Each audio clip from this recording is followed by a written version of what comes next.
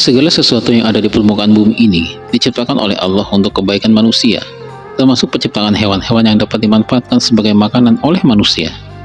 Allah Subhanahu wa taala berfirman, "Dialah Allah yang menjadikan segala yang ada di bumi untukmu." Quran Surat Al-Baqarah ayat 29. Namun, bentuk kasih sayang Allah kepada manusia yang paling sempurna adalah ketika Allah memerintahkan mereka untuk hanya mengkonsumsi makanan yang halal dan baik. Sesuai firman-Nya, "Hai sekalian manusia, makanlah yang halal lagi baik dari apa yang terdapat di bumi." Quran Surat Al-Baqarah ayat 168.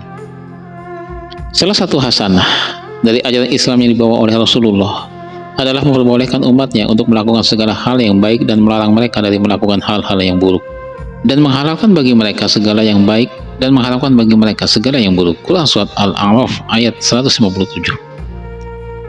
Sekilas tentang alasan-alasan makanan dan minuman menjadi haram. Para ulama telah menjelaskan bahwa makanan dan minuman yang dianggap haram dikonsumsi karena salah satu atau lebih dari 5 alasan tersebut. Yang pertama, apabila membahayakan. Yang kedua, apabila memabukkan. Yang ketiga, apabila mengandung najis. Yang keempat, apabila dianggap jorok atau menyelisihi tabiat yang salimah. Yang kelima, apabila mendapatkannya dengan jalan yang tidak dibenarkan oleh syariat.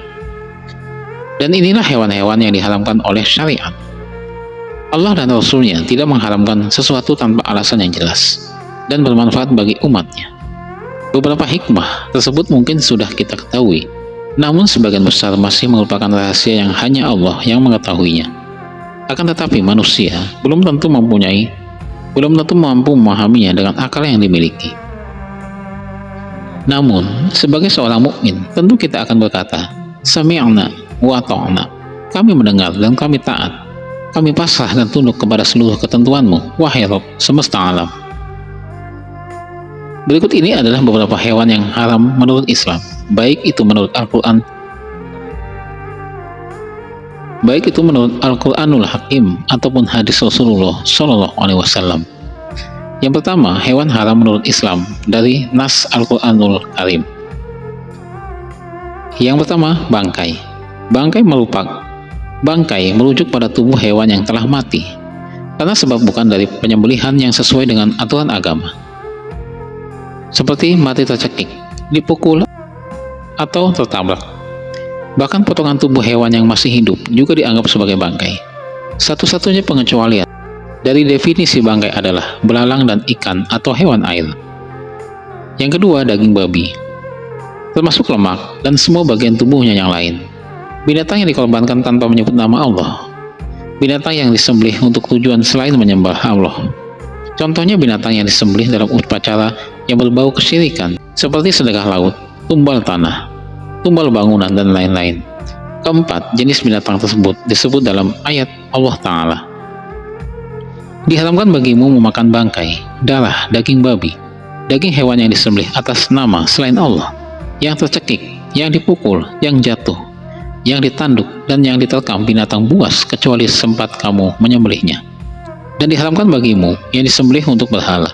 Quran Surat Al-Maidah ayat 3. Yang kedua, hewan yang diharamkan menurut Islam dari hadis Rasulullah SAW. Hewan yang diharamkan di dalam hadis-hadis Nabi antara lain: yang pertama, keledai jinak. Dalam hadis Ibnu Umar radhiyallahu anhu disebutkan bahwasanya Rasulullah SAW melarang mengkonsumsi daging keledai jinak. Muttafaqun alaih. Yang kedua, segala hewan yang mempunyai taring. Abu Sa'labah radhiyallahu anhu berkata, Nabi SAW melarang memakan setiap hewan bertaring yang buas. Muttafaqun alaih. Yang ketiga, segala jenis-jenis burung yang mempunyai cakar tajam atau burung pemangsa. Nabi SAW melarang memakan setiap hewan bertaring yang buas dan burung yang bercakar tajam. Hadis riwayat Muslim. Yang keempat, jalalah. Jalalah ialah hewan yang sebenarnya halal, tapi karena mayoritas makanan utamanya adalah barang najis, sehingga menjadi haram dimakan dan diminum susunya. Ibnu Umar radhiyallahu anhu berkata, Rasulullah SAW melarang memakan daging jalalah dan meminum susunya. Hadis riwayat Abu Dawud, At-Tirmizi, Ibnu Majah. Jalalah akan kembali menjadi hewan halal jika Hewan tersebut dikurung selama 3 hari dan diberi makanan yang bersih selama masa tersebut. Beberapa ulama berpendapat bahwa periode pengurungan jalalah bisa mencapai 40 hari. Yang kelima, tikus. Yang keenam, kalajengking. Yang ketujuh, burung gagak. Yang kedelapan, burung elang atau raja wali. Yang sembilan, anjing galak. Para ulama banyak berselisih pendapat tentang maksud dari anjing galak. Jumhur ulama menjelaskan bahwa yang dimaksud anjing galak adalah anjing itu sendiri, anjing yang kita kenal, kecuali yang kita manfaatkan untuk menjaga kebun atau berburu. Dan seluruh hewan buas yang menerkam mangsa seperti harimau atau macan, serigala, singa, dan semisalnya. Bahkan Zaid bin Aslam rahimahullah memasukkan ular ke dalam jenis al-kalbul akur. Sebagaimana hal ini dikutip oleh Al-Hafiz Ibnu Hajar Al-Asqalani dalam Al-Fath. Yang ke-10, ular. Yang ke-11, cicak atau tokek. Keharaman binatang-binatang tersebut nomor 5-11 disebabkan karena Rasulullah SAW memerintahkan untuk membunuhnya. Salah satu alasan pengharaman hewan yang dijelaskan oleh para ulama adalah setiap hewan yang syariat yang memerintahkan kita untuk membunuhnya.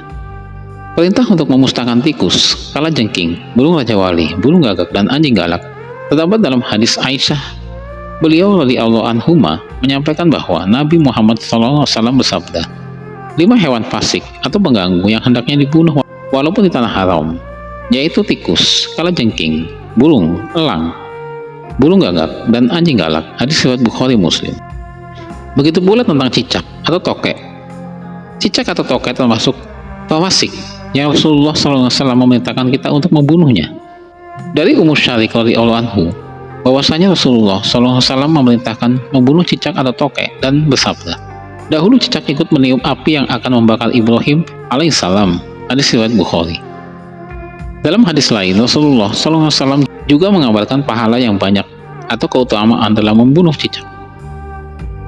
Barang siapa yang membunuh cicak dengan sekali pukul, maka dia mendapatkan 100 kebaikan, dan siapa yang membunuhnya dengan 2 pukul, maka mendapat pahala yang kurang dari itu. Dan barang siapa membunuhnya dengan 3 pukulan, maka dia mendapat pahala yang lebih sedikit lagi. Hadis riwayat Muslim. Yang ke-12, semut. Yang ke-13, lebah. Yang ke-14, burung hudhud. Yang ke-15, burung surat. Ibnu Abbas radhiyallahu anhu berkata, Rasulullah SAW melarang membunuh 4 hewan, yaitu semut, lebah, burung hudhud, dan burung surat. Hadis riwayat Bukhari. Yang ke-16, katak. Abdurrahman bin Utsman radhiyallahu anhu berkata, seorang tabib bercerita tentang obat di hadapan Rasulullah. Dia menyebutkan bahwa bahan obat itu adalah katak. Lalu Rasulullah pun melarang membunuh katak. Hadis riwayat Ahmad, Ibnu Majah, Ad-Darimi. Para fuqaha mengharamkan kelima hewan di atas nomor 12-16 dikarenakan Rasulullah SAW melarang kita untuk membunuhnya. Jika membunuhnya saja haram, maka dengan cara apa kita hendak memakannya? Para ulama memiliki beberapa prinsip fikih untuk menetapkan hukum terhadap binatang yang belum ada nas yang jelas dalam Al-Quran maupun As-Sunnah As-Sahihah.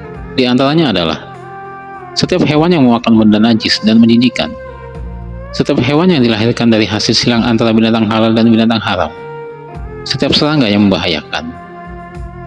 Semoga video singkat ini bermanfaat dan memberikan pengetahuan mengenai larangan hewan-hewan dalam syariat Islam yang mulia, penuh berkah dan hikmah. Allah yang lebih mengetahui tentang semua ini. Wallahu a'lam bishawab. Assalamualaikum warahmatullahi wabarakatuh.